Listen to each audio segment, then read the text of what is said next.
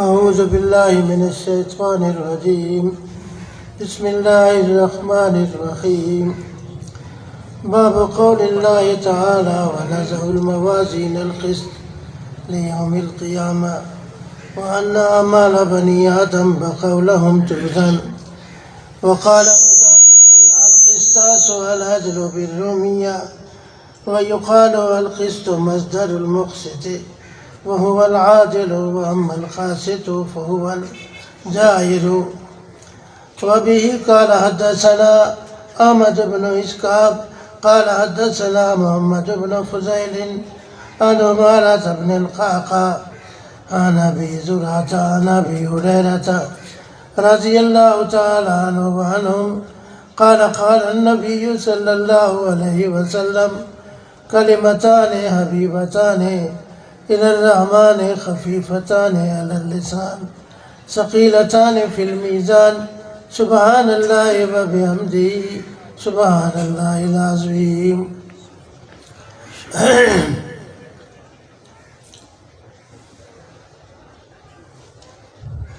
حضرات گرامی،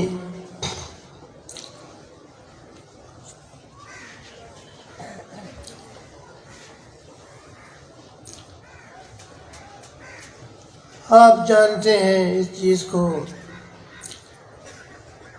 کہ اللہ تعالیٰ کی ہزاروں قسم کی مخلوقات ہیں، حیوانات ہیں، نباتات ہیں، جمادات ہیں. اللہ تعالیٰ نے اپنی مخلوقات میں سے کسی مخلوق کو بھی یہ ذمہ داری نہیں دی ہے کہ تم میری عبادت کرو سوائے انس اور جن کے.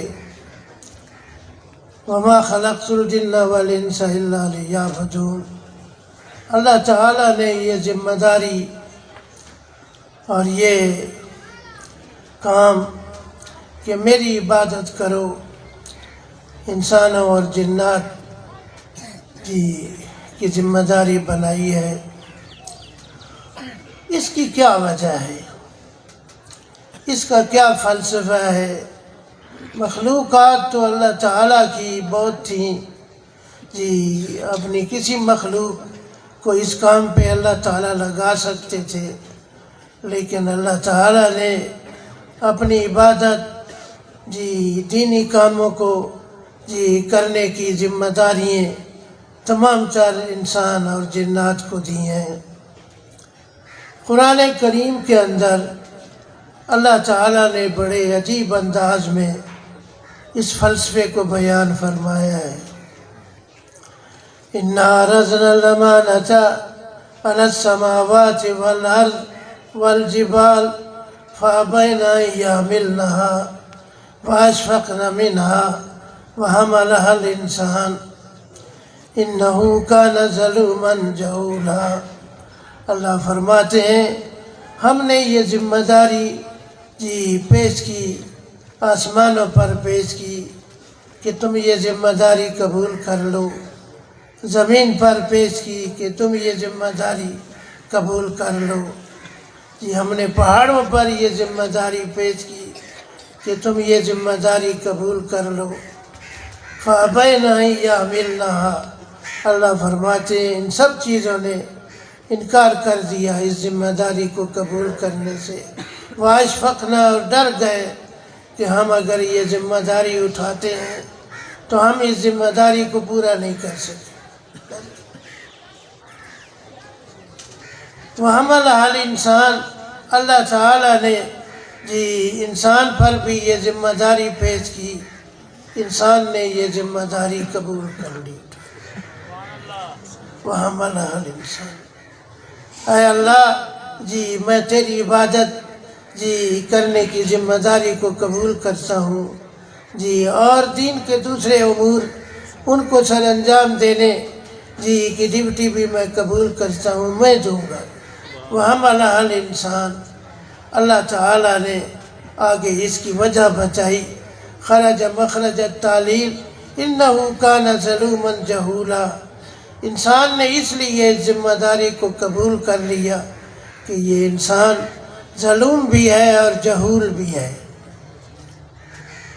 ظلوم اس کو کہتے ہیں جس کی شان سے عدل و انصاف کرنا ہو جی، اور جہول اس کو کہتے ہیں جس کی شان سے علم حاصل کرنا ہو۔ اب آپ نظر دوڑائیں جی، حیوانات، جمادات، نباتات جی، باقی مخلوق، ملائکہ، کوئی مخلوق بھی اللہ تعالیٰ کی ایسی نہیں ہے۔ ملائکہ ہیں، بہت بڑی مخلوق ہے، عظمت شان والی مخلوق ہے، لیکن وہ سارے جی عادل ہیں، عالم ہیں۔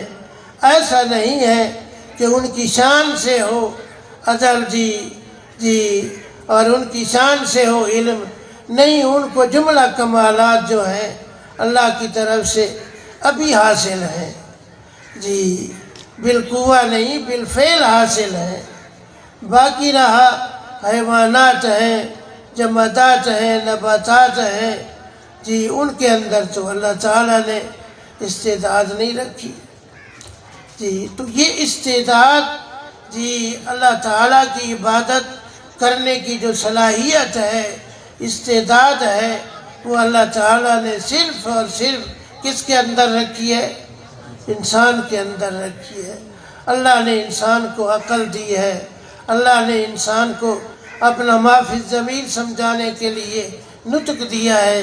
دیکھو میں بول رہا ہوں، اپنا ما فی الضمیر آپ کو سمجھانے کی کوشش کر رہا ہوں جی۔ اللہ تعالیٰ کی عبادت کرنے کی مطلوبہ صلاحیتیں، استعداد جی، اللہ تعالیٰ کی کسی مخلوق میں بھی نہیں ہے۔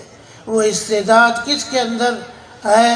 انسان کے اندر ہے۔ اس لیے اللہ تعالیٰ نے انسان کو پابند بنایا، اے انسان جی تو نے میری عبادت کرنی ہے جی، دینی امور جی کو سر انجام تو نے دینا ہے، اور انسان نے اس ذمہ داری کو قبول کر لیا۔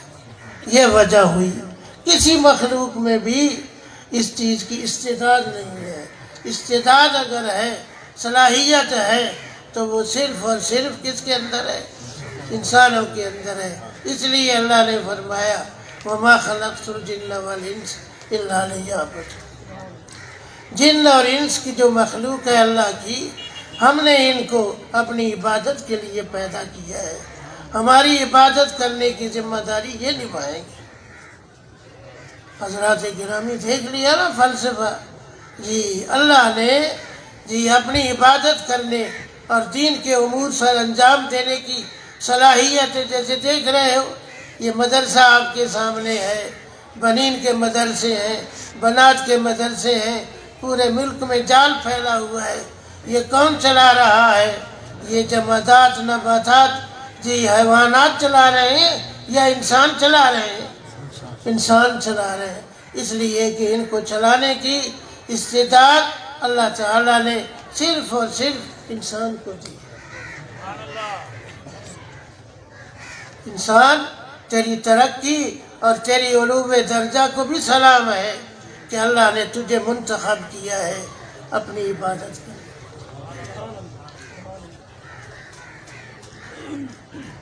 اللہ الذی جی، دوسری بات حضرات گرامی، انسان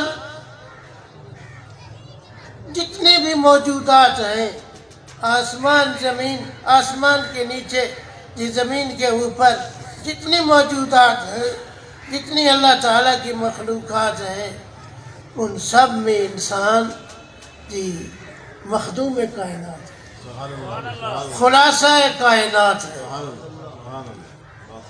سارا جہان اس کی خدمت کر رہا ہے اور یہ مخدوم۔ میں اپنی طرف سے نہیں کہہ رہا، قرآن کہتا ہے اللہ الذی خلق السماوات والارض، اللہ وہ ذات ہے جس نے آسمانوں کو بنایا، زمین کو بنایا، وانزل من السماء ماء، اور آسمان سے پانی اتارا، فاخرج به من الثمرات رزقا لکم، اس پانی جب زمین میں پہنچا جی، اس کے اختلاط سے، اس کے ملنے سے اللہ نے پھر کئی قسم کے پھل نکالے، جو انسانوں کا رزق بنے۔ فَأَخْرَجَ بِهِ مِنَ الثَّمَرَاتِ رِزْقًا لَكُمْ وَسَخَّرَ لَكُمُ الْفُلْكَ لِتَجْرِيَ فِي الْبَحْرِ بِأَمْرِهِ۔ اللہ نے اے انسان تمہارے لیے یہ بڑے بڑے جہاز، بڑی بڑی کشتیاں جو سمندروں میں چل رہی ہیں ان کو تمہارے تابع بنا دیا۔ ایک اتنا سا انسان بٹیرا تھا بیٹھا ہوا ہے، اس کے ہاتھ میں بٹن ہے، اتنا بڑا جہاز جس کو دیکھ کے آدمی کہتے ہیں یہ تو کوئی پہاڑ ہے، کبھی ادھر جا رہا ہے، کبھی ادھر جا رہا ہے، کبھی ادھر جا رہا ہے۔ جی یہ کیا، اتنے بڑے جہاز کو اللہ تعالیٰ نے انسان کے تابع بنایا۔ وَسَخَّرَ لَكُمُ الْفُلْكَ لِتَجْرِيَ فِي الْبَحْرِ بِأَمْرِهِ وَسَخَّرَ لَكُمُ الْأَنْهَارَ۔ اللہ نے یہ دریا تمہارے لیے مسخر کر دیے، ان دریاؤں پر تم نے ڈیم بنائے، بجلیاں نکال رہے ہو، اپنی ضرورتیں پوری کر رہے ہو۔ وَسَخَّرَ لَكُمُ الشَّمْسَ وَالْقَمَرَ دَائِبَيْنِ۔ یہ سورج ہے، یہ چاند ہے، یہ اپنی روشنی سے تمہاری خدمت کر رہا ہے، ان کو بھی اللہ نے تمہارے لیے مسخر کر دیا۔ وَسَخَّرَ لَكُمُ الشَّمْسَ وَالْقَمَرَ دَائِبَيْنِ وَسَخَّرَ لَكُمُ اللَّيْلَ وَالنَّهَارَ۔ اللہ نے رات کو بھی تمہارے لیے مسخر کر دیا، دن کو بھی مسخر کر دیا۔ رات کو آرام سے سو جاؤ، دن کو اٹھو اپنے کام کاج کرتے رہو۔ وَسَخَّرَ لَكُمُ اللَّيْلَ وَالنَّهَارَ۔ جی وَسَخَّرَ لَكُمُ الشَّمْسَ وَالْقَمَرَ دَائِبَيْنِ۔ جی اب بتاؤ کوئی ایسی چیز ہے جی کہ یہ ساری چیزیں اس کی خدمت میں لگی ہوئی ہیں، اس کے حکم کی تابع ہیں، اس کے لیے مسخر ہیں؟ جی تو انسان کیا بنا ان کے لیے؟ مخدوم بن گیا۔ انسان خلاصہ کائنات ہے۔ وَآتَاكُم مَّا سَأَلْتُمُوهُ۔ جی اللہ تعالیٰ من کل ما سألتموه، تم نے اللہ تعالیٰ سے جو مانگا اللہ نے تمہیں بر وقت دے دیا۔ جی صحت مانگی صحت مل گئی، اولاد مانگی اولاد مل گئی، عزت مانگی عزت مل گئی۔ جی جو مانگتے گئے اللہ دیتا گیا وہ تمہیں بر وقت۔ وَآتَاكُم مِّن كُلِّ مَا سَأَلْتُمُوهُ وَإِن تَعُدُّوا نِعْمَتَ اللَّهِ لَا تُحْصُوهَا۔ اگر تم اللہ کی نعمتوں کو شمار کرو تو تم شمار نہیں کر سکتے۔ بارش ہو رہی ہے، اے انسانوں تم پر اللہ کی نعمتوں کی، میری طرف دیکھو، میری بات سمجھنے اور سننے کی، تکلیف برداشت کر لو، تھوڑی سی دیر ہے۔ میں دور سے آیا ہوں، تکلیف سے بھی ہوں، آپ میری بات سمجھ لیں اور لے لیں تو فائدہ ہو جائے گا، میرا بھی آپ کا بھی فائدہ ہو جائے گا۔ وَآتَاكُم مِّن كُلِّ مَا سَأَلْتُمُوهُ وَإِن تَعُدُّوا نِعْمَتَ اللَّهِ لَا تُحْصُوهَا۔ اگر تم شمار کرنا چاہو تو شمار نہیں کر سکتے۔ دوسری آیت کے اندر اللہ نے فرمایا وَسَخَّرَ لَكُمْ، جی وَسَخَّرَ لَكُمْ مَا فِي السَّمَاوَاتِ وَمَا فِي الْأَرْضِ جَمِيعًا مِّنْهُ۔ آسمان و زمینوں میں جو کچھ ہے وہ سب تمہارے تابع ہے، تم متبوع ہو، وہ خادم ہے، تم مخدوم ہو۔ جی تو معلوم ہوا انسان جی خلاصہ کائنات ہے، مخدوم کائنات ہے۔ اللہ کی نعمتوں کی انسان پر بارش ہو گئی۔ کیا خیال ہے؟ ایسے خدا کا شکر نہیں ادا کرنا چاہیے؟ جی بولو، تو یہ کہتے ہیں ایسے خدا کا شکر کرنا واجب ہے، وہ سارے ہاتھ کھڑا کریں۔ ایسے خدا کا، ایسے انعام جی نعمتوں کی بارش برسانے والے منعم کا تو شکر ادا کرنا چاہیے اور اس کا ذکر کرنا چاہیے۔ استدامت ذکر، ہمیشہ اسی کا ذکر ہو جی، رب رب کرتے رہو جی۔ سب سے رشتہ توڑ بابا، رب سے رشتہ جوڑ بابا۔ اچھا ایسے منعم کی نعمتوں کا شکر واجب ہے۔ اب سوال یہ ہے جی کہ اس شکر کی صورت کیا ہوگی؟ کیسے ہم اس جی ایسے منعم جی جس کی نعمتوں کی بارشیں ہو رہی ہیں ہم پر، جی شکر کی صورت کیا ہوگی، سبیل کیا ہوگی؟ جی کیا کام کریں جس سے یہ شکر ادا ہو جی۔ تو میری طرف دیکھو جی، اللہ کا ہمیشہ ذکر ہوتا رہے، اللہ کے جی فرامین اوامر نواہی کی پابندی ہوتی رہے جی، اللہ تعالیٰ کی ان نعمتوں کا شکر ادا ہوتا رہے جی۔ اس کی سب سے بہترین صورت اللہ تعالیٰ نے ہمارے لیے اپنی عبادت تجویز کہ ہم دن رات میں 5 نمازیں اپنے وقت پر فرض 5 نمازیں ادا کریں اور سنت مؤکدہ نوافل ہم ادا کرتے رہیں، ان کی تو کوئی حد بندی نہیں ہے جی۔ تو اللہ کی نعمتوں کی شکر گزاری، اللہ کا ذکر ہمیشہ ہماری زبان پر رہے اور اللہ تعالیٰ جی اوامر، اللہ تعالیٰ کے اوامر نواہی کی پابندی ہوتی رہے اور اللہ تعالیٰ کے سامنے ہمارے سر نیچے رہے۔ اس کی بہترین صورت کیا ہے؟ وہ یہی ہے کہ ہم اللہ تعالیٰ کی عبادت میں لگے رہیں۔ یہ اللہ کی نعمتوں کی شکر گزاری کا راستہ ہے، سبیل ہے۔ اللہ نے فرمایا اِنَّا هَدَيْنَاهُ السَّبِيلَ اِمَّا شَاكِرًا وَإِمَّا كَفُورًا۔ ہم نے انسان کو اپنی نعمتوں کی شکر گزاری کا راستہ بتا دیا۔ وہ کیا راستہ ہے؟ وہ یہی راستہ ہے، ارے انسانوں آ جاؤ میرے دروازے پر، میری عبادت میں لگ جاؤ، اب میری عبادت کر کے مجھے خوش کر دو۔ اللہ کس سے خوش ہوتے ہیں؟ اللہ کی عبادت کرتے رہو، اللہ اس سے خوش ہے۔ اب تو ہم یہ دیکھنا چاہتے ہیں کہ جو راستہ ہم نے انسان کو بتایا ہے، اس راستے پر چل کر کون انسان اپنے آپ کو شکر گزار بندہ بناتا ہے اور کون انسان اس راستے پر نہ چل کر اپنے آپ کو ناشکرہ بندہ بناتا ہے۔ اللہ کی عبادت جی اللہ کی نعمتوں کی شکر گزاری کا بہترین سبیل ہے۔ اس لیے جی حضرات گرامی جی اللہ نے اپنی عبادت کرنے کی ذمہ داری کس کو دی؟ اس خلاصہ کائنات کو دی، مخدوم کائنات کو دی۔ ارے انسان تو ہماری عبادت کر، اس لیے کہ ہم نے تجھے خلاصہ کائنات بنایا، مخدوم کائنات بنایا۔ جو شرف اور جو مقام، جو عزت ہم نے تجھے عطا کی ہے، اپنی مخلوق میں کسی کو بھی ہم نے عطا کی۔ یہ چلتے پھرتے انسان جتنے ہیں جی یہ سارے یہ سمجھیں کہ اللہ تعالیٰ نے جی جو شرف ہمیں عطا کیا ہے اپنی مخلوق میں، نہ شجر کو، نہ حجر کو، نہ درخت کو، نہ پہاڑوں کو، کسی چیز کو بھی وہ مقام نہیں ملا ہے۔ اس لیے جی عبادت کرنے کی ذمہ داری اللہ نے انسانوں کے سر پر ڈالی۔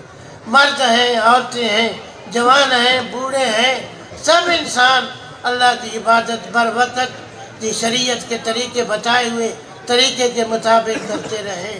بس یہ کیا ہو رہا ہے؟ آپ سے کوئی پوچھے ارے بھائی یہ نمازیں کیوں پڑھتے ہو جی، کیوں جاتے ہو مسجد میں، یہ اذانیں کیوں دیتے ہو، یہ مدرسے کیوں بنائے ہوئے ہیں، یہ علم کیوں پڑھا رہے ہو، یہ قرآن کیوں پڑھا رہے ہو، تو آپ فوراً کہہ دیں یہ اللہ کی ان انگنت نعمتوں کی شکر گزاری۔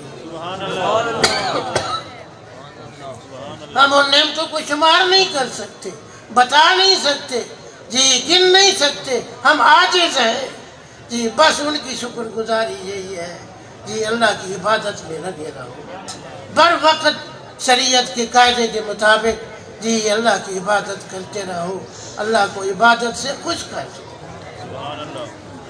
یہ عبادت میری طرف دیکھیے، بات سمجھیے، یہ عبادت معلوم ہو گیا آپ کو جی، جو انسان کے ذمے لگایا گیا جو فرض، یہ کس کا حق ہے؟ بولو، اس منعم حقیقہ کا حق ہے جس کی نعمتوں کی ہم پر بارش ہو رہی ہے جی۔ یہ کسی فرشتے کا حق نہیں ہے، کسی نبی کا حق نہیں ہے، کسی جن بھوت کا حق نہیں ہے، کسی قبر مقبرے کا حق نہیں ہے۔ یہ کس کا حق ہے؟ صرف اور صرف اللہ کا حق۔ بحقدار رسید جی، حق جس کا ہے اس کو یہ حق ملنا چاہیے یا نہیں؟ آپ کا کوئی حق دبائے، آپ عدالت میں کیس کرتے ہیں جی، جج کو کہتے ہیں جی یہ میرا حق ہے مجھے ملنا چاہیے۔ یہ عبادت بھی کس کا حق ہے؟ اللہ۔ اس لیے شریعت کا مسئلہ ہے یہ عبادت غیر اللہ کے لیے کرنا، جی مالی ہو بدنی ہو جیسی عبادت بھی ہو، جی غیر اللہ کے لیے کرنا یہ شرعاً عقلاً جائز نہیں، نہ شرعاً جائز ہے نہ عقلاً جائز ہے، اس لیے کہ یہ اللہ کے حق کو دوسرے کے حوالے کرنے والی بات ہے۔ اس کی ایک مثال بتائی ترمذی شریف کی حدیث میں۔ اس کی مثال ایسے ہے، ایک آدمی بازار میں گیا، جی بازار میں غلام بک رہے تھے، ایک غلام کو خرید کے لے آیا، جی اپنے گھر میں جی لا کے اس کو بٹھایا، اس کو کہا بھائی دیکھ یہ تیرے رہنے کی جگہ ہے، تو یہاں میرے گھر میں رہے، تجھے کھانا بھی ملے گا، تجھے بسترا بھی ملے گا، چارپائی بھی ملے گی، ہم تیری خدمت کریں گے، بس تیرا کام یہ ہے کہ تو دن بھر محنت مزدوری کر کے جو تو کمائی کرے وہ مجھے لا کے دے۔ اس نے کہا بہت اچھا جی۔ اب حدیث پاک میں آتا ہے جی کہ وہ غلام ایسا ہوا جی کہ رہتا یہاں ہے، کھاتا یہاں ہے، پیتا یہاں ہے جی، اور دن بھر میں جو کمائی کرتا ہے وہ کسی اور کو دے کے آ جاتا ہے۔ آپ بتائیں یہ غلام نمک حلال ہے یا نمک حرام ہے؟ بولیے، نمک حرام ہے۔ اگر ہم وہ عبادت جو اللہ کا حق ہے ہم کسی اور کو دے دیتے ہیں، کسی اور کی عبادت کرتے ہیں۔ ایک دفعہ میں تو سے گیا تو میں اندر کھڑا ہوا تھا قبروں میں، جی وہاں عورتوں کو میرا خیال ہے اندر نہیں جانے دیتے۔ ایک عورت باہر کھڑی ہوئی تھی، آواز اندر آ رہی تھی، میں نے سنا وہ کہہ رہی تھی مجھے یہ دے دے، مجھے یہ دے دے، مجھے یہ دے دے، مجھے یہ دے دے۔ اس کا بیٹا بھی پاس کھڑا تھا، وہ اس کو کہتے اماں کے آدھی کھڑی کہ یہ چیزاں اللہ کو منگی دیا نہ کولتن نہیں منگی دیا، وہ اگو آ دیے بچڑا ہے کوئی اللہ کو پڑے، بچڑا ہے کوئی اللہ کو پڑے۔ سارا یہ وہ حال ہے جی، یہ سب کچھ شیطان نے یہ سبق پڑھایا ہوا ہے، ابلیسیت ہمارے اندر گھسی ہوئی ہے۔ یاد رکھو مسلمانوں، نہ عقلاً جائز ہے نہ نقلاً جائز ہے جی، نہ شرعاً جائز ہے جی، یہ اللہ کا حق ہے، اللہ کو ملنا چاہیے۔ رات کو عبادت کرو، دن کو عبادت کرو، سفر میں کرو، حضر میں کرو، یہ ذہن میں رکھو یہ کس کا حق ہے؟ اللہ کا حق ہے، میں اس کو حوالے کروں۔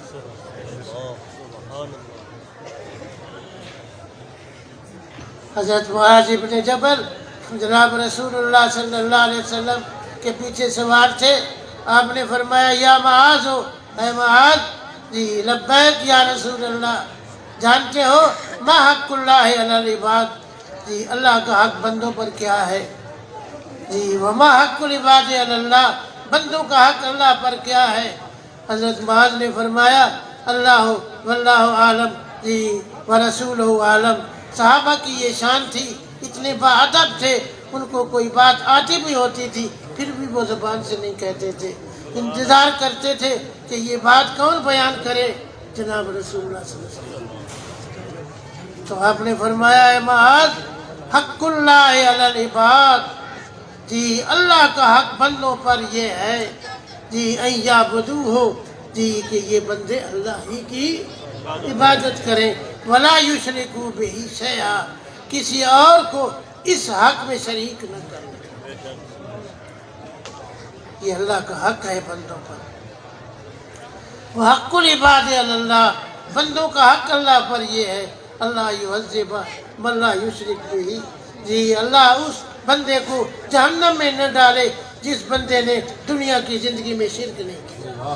الحمدللہ جی سارے مسلمانوں کا ہو جی ہم توحید پر زندہ رہ رہے ہیں، اللہ ہماری موت بھی توحید پر کرے، اللہ ہمیں شرک سے بچائے، ہماری نسلوں کو، ہماری اولادوں کو، ہمارے اڑوس پڑوس برادری سب کو شرک سے بچائے، اس لیے کہ بیڑا غرق شرک سے ہوتا ہے۔ جو توحید پر مر گیا باقی گناہ جو ہیں ان کی بخشش ہو جائے گی، لیکن اگر توحید ہاتھ سے جاتی رہی تو جہنم میں جانا پڑے گا، ہمیشہ ہمیشہ جہنم میں جانا پڑے گا۔ جی تو بندوں کا حق اللہ پر یہ ہے، اور بندے کو اللہ یہ حق ضرور دیں گے کہ اس کو جہنم میں نہ ڈالیں۔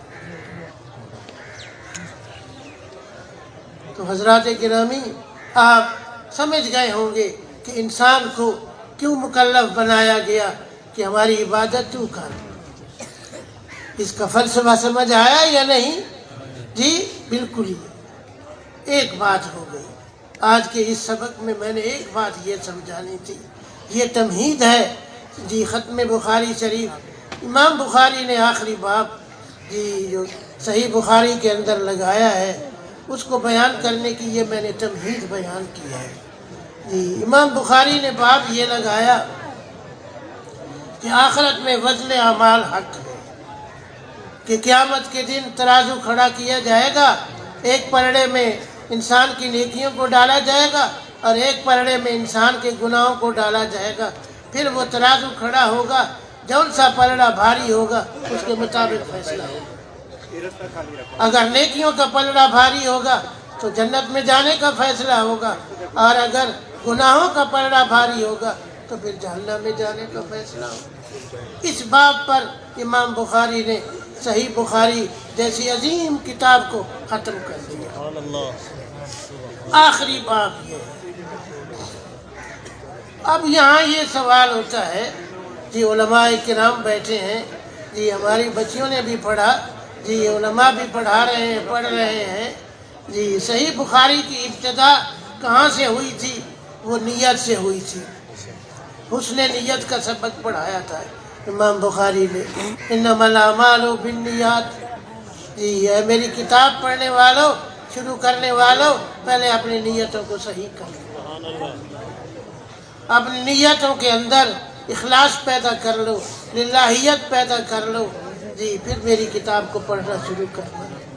اب کتاب ختم ہونے لگی ہے تو اب بھی امام بخاری نے سوچا کہ میری کتاب کی ابتدا بھی ویسی ہو جیسی انتہا بھی ویسی ہو جیسے ابتدا ہوئی، تو وزن اعمال کا باب لگا دیا، وزن اعمال کی آیات اور حدیث کو ذکر کر دیا جی۔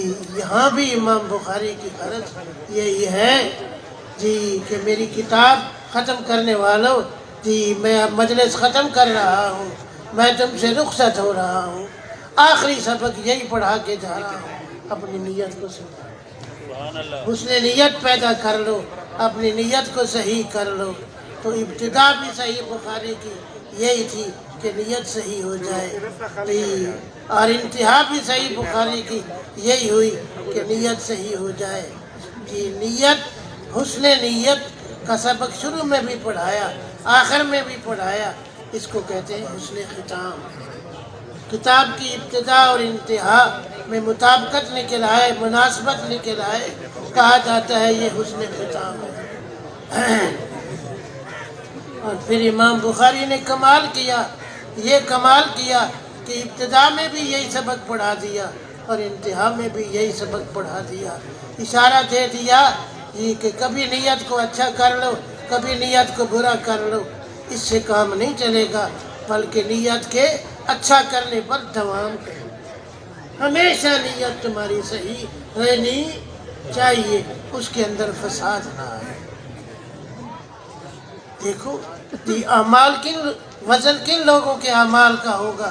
انہی لوگوں کے اعمال کا ہوگا جن کی نیت صحیح ہوگی، جن کی نیت خراب ہوگی ان کے اعمال تو ضائع ہو گئے جی۔ تو امام بخاری نے جی شروع بھی کیا تھا کتاب کو جی، حسن نیت کا سبق پڑھایا اور ختم بھی کیا، حسن نیت پر ختم کیا جی۔ حضرات گرامی،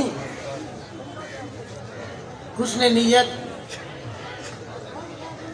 جی، میں نے پہلا جی نقطہ آپ کو یہ سمجھایا کہ عبادت کرنا اللہ نے ہماری ذمہ داری ٹھہرائی۔ اب ہمیں پریشانی اس بات کی ہوئی جی، کیا ہوئی پریشانی کہ ہم عبادت کرتے رہیں اللہ تعالیٰ کی، میری طرف دیکھو، بات غور سے سنو، عبادت کرتے رہیں، ہمیں پتہ نہیں کہ ہماری عبادت مقبول ہوئی یا نہیں ہوئی، یہ فکر لاحق ہو گئی جی۔ تو علماء نے لکھا ہے جی کہ عبادت مقبول ہونے کے لیے سب سے بڑا سبب، بڑے سے بڑا سبب وہ نیت کا اچھا ہوگا۔ جس کی نیت صحیح ہوگی وہ یہ سمجھے میری عبادت مقبول ہے۔ تو میں نے ایک بات یہ سمجھائی تھی کہ عبادت کرنا جی ہماری ذمہ داری ہے، ہمارے اوپر اللہ نے یہ جی فرض رکھا ہے۔ اور دوسری بات یہ سمجھا رہا ہوں، یہ قبول بھی ہو جائے، عبادت بھی کریں ہم، اور یہ فکر بھی ہو کہ ہماری عبادت قبول بھی ہو جائے، مقبول بھی ہو جائے، بارگاہ رب العالمین میں رد نہ ہو، اللہ اس کو قبول بھی کر لے۔ اب قبول کیسے ہوگی؟ تو وہ غسل نیت سے امام بخاری نے سمجھا دیا۔ عمل کے مقبول ہونے کا سب سے بڑا سبب کیا ہے؟ نیت کا صحیح ہونا، نیت کا صحیح ہونا۔ اب نہیں جی، اب یہ بات سمجھ گئے؟ اب رہا یہ سوال کہ نیت کیسے صحیح ہوتی ہے۔ ایک عرب کی بڑھیا تھی، وہ جا رہی تھی، آگے کچھ علماء کا مجمع بیٹھا ہوا تھا جی، تو وہ بڑھیا کھڑے ہو کے علماء سے پوچھنے لگی، مولانا اجمت صاحب جی ان سے کہنے لگی، بھائی اللہ تم پر رحم کرے، میرے سوال کا جواب دو۔ انہوں نے کہا جی اماں کیا سوال ہے؟ کہنے لگی مجھے بتاؤ مل کرم، کرم کیا چیز ہوتا ہے؟ تو علماء نے کہا اماں کرم یہ ہے کہ انسان جی اپنی ضرورت کو پیچھے کر لے، دوسرے کی ضرورت کو پورا کرے۔ بھوکا ہے خود بھی، کھانا آ گیا، ایک اور بھوکا بھی ہے، اس کو کھلا دیا، خود بھوکا ہے، اس کو کہتے ہیں کیا؟ کرم۔ بڑھیا نے جب یہ جواب سنا جی ان علماء سے، تو وہ بڑھیا کہنے لگی جی یہ تو کرم فی دنیا ہو گیا، میں یہ نہیں پوچھنا چاہتی تم سے، میں کرم فی دین پوچھتی ہوں، دین کا کرم کیا ہے؟ جی تو علماء نے کہا اماں دین کا کرم یہ ہے کہ انسان دین میں کریم وہ شخص ہے جو اللہ کی عبادت میں لگا ہو، جی جو بھی اللہ کی عبادت میں لگا ہوا ہو، اللہ کا اطاعت شعار بنتا ہے، وہ کریم ہے، وہ کریم ہے۔ کریم اس کو کہتے ہیں جو اللہ کے اوامر نواہی جی کو بجا لا رہا ہو، اللہ کے جی حدود کی پابندی کر رہا ہو، دین میں یہ کرم ہے۔ ذرا غور کرنا۔ وہ کہنے لگی ٹھیک ہے جواب یہ سے، لیکن مجھے یہ بتاؤ کہ ایسا کرنے والے کے دل میں اللہ تعالیٰ سے کچھ لینے کا بھی خیال تھی کہ مجھے ثواب مل جائے، یا میں اللہ کے فلانے عذاب سے بچ جاؤں، فلانے عذاب سے بچ جاؤں؟ علماء نے کہا جی ہاں یہ تو ہوتا ہے جی۔ تو وہ بڑھیا کہنے لگی والے ماں کیوں ہوتا ہے؟ تو علماء نے کہا اللہ نے خود فرمایا ہے حسنہ بعشر امثالہا، اے میرے بندو ایک نیکی کرو گے میں تمہیں ایک نیکی کا ثواب 10 دوں۔ تو وہ بڑھیا سن کے کانوں کو ہاتھ لگانے لگی، کہنے لگی واہ بھائی واہ، اللہ کو ایک دیتے ہو 10 لیتے ہو، اور پھر بھی تم اپنے آپ کو کریم سمجھتے ہو، تم اچھے کریم ہو، اچھا کرم ہے، میری سمجھ سے بالا ہے۔ بھی حیران ہو گئے۔ انہوں نے کہا اماں پھر تو بتا جی کرم فی الدین کیا ہے؟ جی کرم فی الدین تو ہم نے بتا دیا جی۔ اماں نے کہا کرو سب کچھ کہ یہ کرو جی، اللہ کی عبادت کرو، اللہ کے حکموں کو مان کے چلو، اطاعت شعار بندے بنو، لیکن اللہ تعالیٰ سے کچھ لینے، اللہ کے عذابوں سے بچنے کا کھٹکا بھی تمہارے دل میں نہیں، بلکہ اس جذبے سے کرو، حکم رب ہے۔ کیوں نمازیں پڑھتے ہو؟ بولو حکم رب ہے جی۔ کیوں ایسا کرتے ہو؟ حکم رب ہے، حکم رب سمجھ کے کرو۔ اللہ تعالیٰ کے ثواب اجر و ثواب، اللہ تعالیٰ کے عذابوں سے بچنے کا تمہارے دل میں خیال ہی نہ ہو، اس سے ماورا ہو کر یہ کرم، پھر تو تم کریم ہو۔ یہ کرم کیسا ہے کہ ایک کرتے ہو اور لینے کے لیے 10 لینے کے لیے تیار بیٹھے ہو، سمجھتے ہو ہم کریم ہیں، میری سمجھ سے بالا ہے۔ علماء کو بات سمجھ میں آ گئی۔ اب آپ کو سمجھ آئی بات؟ تو نیت کا صحیح ہونا، نیت کے اندر للہیت، اخلاص پیدا ہونا، اس کا سب سے اعلیٰ درجہ یہ ہے کیا کہ ہم دین کا کام کرتے رہیں جی، اللہ تعالیٰ کی عبادت کرتے رہیں، نمازیں پڑھتے رہیں، روزے رکھتے رہیں، لیکن اللہ تعالیٰ کے اجر و ثواب اور عذابوں سے بچنے سے ماورا ہو کر ہمارے دل میں یہ کھٹکا بھی نہ آئے. یہ ہے حسن نیت کا سب سے اعلیٰ مفہوم. بات سمجھ میں آئی آپ کو؟ اللہ ہمیں ایسی نیت بنانے کی توفیق عطا فرمائے. اب آپ سوال کریں گے اچھا جس نے ثواب کی نیت سے نماز پڑھی, جی اللہ کے عذابوں سے بچنے کی نیت سے عبادت کی, پھر اس کی نیت صحیح نہ ہوئی, کہا نہیں بھائی نیت اس کی بھی صحیح ہے, لیکن حسن نیت کا وہ 2 نمبر ہے. جیسے بازار میں دودھ بیچنے والا دودھ لینے کے لیے آنے والے کو کہتا ہے یہ دودھ جو ہے اتنے ہے, یہ دودھ اتنے کا ہے, یہ 1 نمبر ہے, یہ 2 نمبر ہے, یہ 3 نمبر ہے. جیسے دکانداروں نے